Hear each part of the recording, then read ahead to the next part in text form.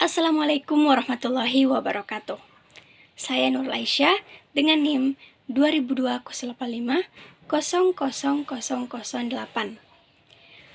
Dalam video kali ini saya akan membahas tentang komponen-komponen dalam perencanaan pembelajaran, yang dimana mata kuliah ini diampu oleh Ibu dosen Dr. Andi Hudia, MPD, dan dosen mitra Ibu Bese Qurani, SPD, MPD.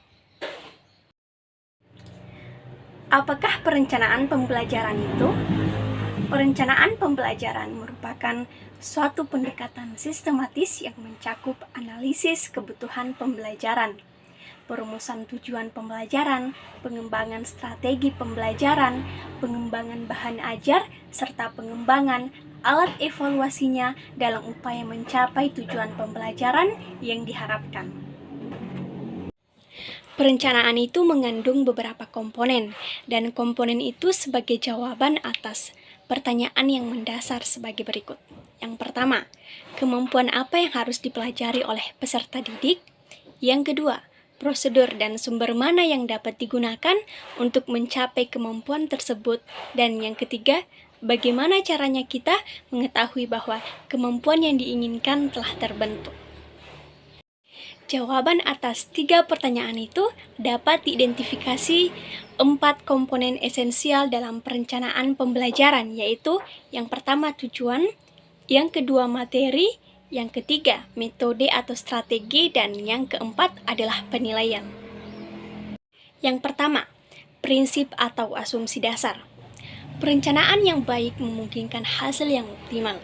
Adapun prinsip yang digunakan sebagai berikut. Yang pertama, pembelajaran yang disiapkan secara cermat dan sistematis akan dapat membantu perkembangan peserta didik secara optimal. Yang kedua, perencanaan pembelajaran hendaknya diarahkan untuk membantu proses belajar peserta didik secara individual. Dan yang ketiga, perencanaan pembelajaran hendaknya dikembangkan dengan pendekatan sistem. Poin yang kedua yaitu komponen-komponen perencanaan pembelajaran. Komponen perencanaan pembelajaran yang mengikuti pendekatan sistem ialah komponen itu saling berinteraksi dan terkait, sehingga komponen satu dan lainnya saling mempengaruhi. Setiap komponen dapat dikembangkan menjadi subkomponen, sehingga perencanaan pembelajaran sering bervariasi. Misalnya, tujuan dibagi menjadi tujuan khusus dan tujuan umum. Komponen materi dibagi menjadi pokok bahasan, subpokok bahasan, sumber, dan alat bantu pengajaran.